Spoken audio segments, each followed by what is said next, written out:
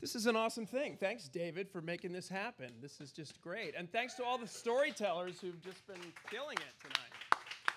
Such a great, old-fashioned form of theater. It's so great. So, I'm still on book. Sorry. All right. Walk east after you enter the Vons, and you come to variations on the white flour theme. Bagels and English muffins, sourdough bread and donuts and prepared cakes, all of which give you a pleasantly superior feeling for not buying them, much as you might want to. And the light makes you remember trips to the Hanover Co-op with your mother decades ago, and how you'd run into your mom's friends there who asked about your interests, or your sports teams, or your artwork, or later about your major or your girlfriend, which was always awkward because your mom hated your college girlfriend. Back then, you wondered why adults gave a shit about you in your college life, though you don't now. You know that you want to know what younger people are thinking now, where they're headed. You want to see all that potential and possibility grow up and then vindicate you. And then in the parking lot, the snow under your tires felt like a blanket back then. And it was dangerous and slippery, but oddly comforting, having to take it slow through that co-op entranceway next to Chase Field with the snowflakes dancing in your headlights like butterflies. And inside, you'd watch your mom think up a recipe right there based on what was fresh and priced well. And you'd think about how your mom is way, way smarter than she ever got credit for. Her genius kicking up against those late 20th century conventions, popping up in weird ways like inventing recipes and buying artwork at garage sales that would turn out to be worth a fortune. And you puzzle over the ingredients in a can of beans, wondering why there's anything else in there but beans. And you think about your parents' big colonial house with its spectacular artwork and the picture window out to the woods and the way you'd always just expected you'd somehow wind up in a house like that, even without a clear sense of just how you'd afford it, and how you ran away from that house and flipped your parents the bird, and you stuck out to get a home of your own, a fancy eagle's nest in California that you'd buy with all the riches you'd make in Hollywood.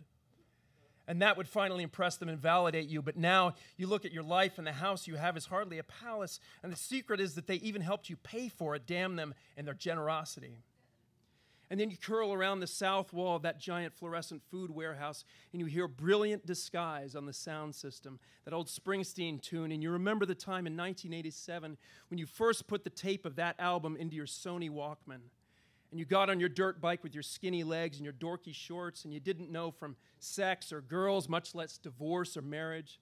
But somehow that song made it okay that the girls didn't give a shit about you. They get your ass handed to you on the football field every day. And the fact that once you got pissed on in the shower after practice by a fat, smirking motherfucker named Eric Lilienthal.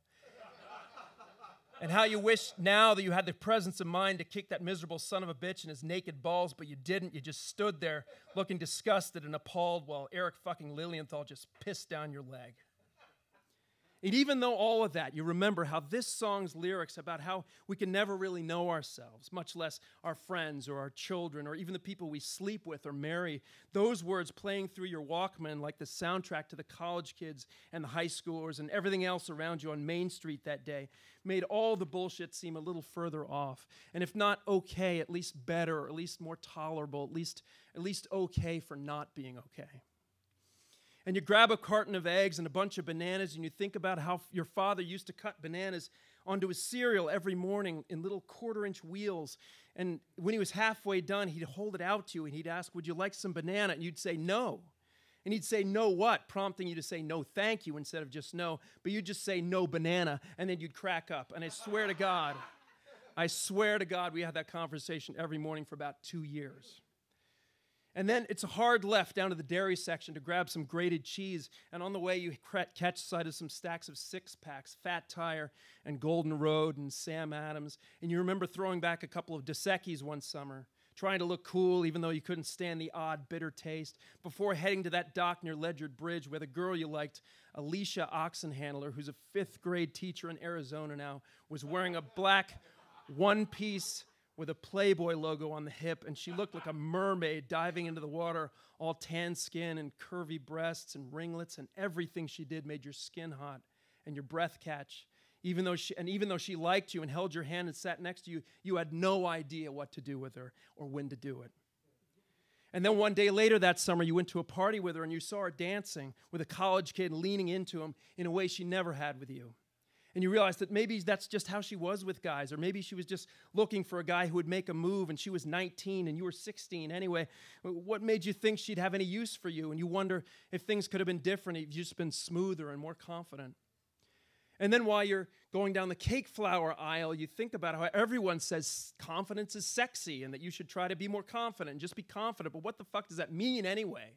You just think as you try to remember what type of Ben and Jerry's the kids like. Just like pretend to be great at everything, pretend to take everything in stride, pretend to just know what to say and what to do all the time.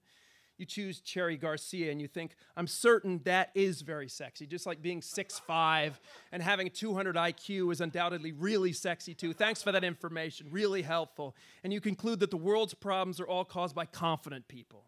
That confident people must be all liars, and you resolve never to trust another confident person as long as you live. And then you slam that ice cream into your cart because you're getting a little worked up now, and you swing by the shaving supplies and the oral care and the mouthwash, and you think you should probably join that online company that saves you money on razor blades. They're so fucking expensive, and you're so cheap you'd rather scrape your face half off than pay that much for something so small. So you rub your face and you decide you can go a few more days without new blades, and you think about the big bathroom in your house and how your wife wants to demolish the wall in the shower so she can make the closet in your daughter's room on the other side a little bigger, and that all she seems to talk about now is wishing she had bigger closets, and how every time she says so you feel like a failure, and that maybe if you could afford a bigger house with bigger closets, she wouldn't seem so worried all the time. She wouldn't bite her nails down to the nubs. And you remember how she used to take her clothes off while you were out on hikes together and run across wide fields and let the sun play off her naked curves. And you wonder whether she'd do that stuff like that, if she'd do stuff like that again, if she didn't have to stuff all her clothes into a tiny closet all the time. And then you walk by the family planning section, which has a video camera next to it, probably because the guys would rather shoplift condoms than have a Vons cashier know they're having sex. And you realize it's not fair to expect your wife to want you all the time anyway. Sex doesn't work like that. Guys always think that it does, but you're old enough to know that she has her own reasons for not wanting your trotters all over her. Give the woman you married credit for being a little more complex than that. And besides, you can always take care of your own needs anyway. Though masturbation is kind of farcical at age 46. You remember as you press your thumb into the flesh of an avocado. It's too many thoughts of whose daughter is that, and do her parents know where she is, and hey, what happened in the game last night anyway? Why not take a break and just check the scores real quick? And then you're scanning the ESPN website, but your pants are still around your ankles, and you realize that if someone came in right now, it would look very much like you were pleasuring yourself to LeBron James highlights. And then you'd really have some explaining to do. You have to insist that, look, I was masturbating to nuns and giant peacock feathers. I just got distracted. See, I'm not weird or anything. And then you go to self-checkout, which sounds a little masturbatory too, come to think of it. And at least here you're confident, though. At least you feel like a king. You position your card so you can scan the UPC codes like lightning. And it beeps, and you enter your club card number even before the machine with the alluring voice asks for it. You know what she wants. At least this is one woman whose needs you can take care of. You're one bad motherfucker at this checkout line. You could have any woman in the store right now, the chubby Armenian lady in the spandex, the bored-looking redhead in the army jacket, the cheery elderly checkout lady in her "May I help you" button.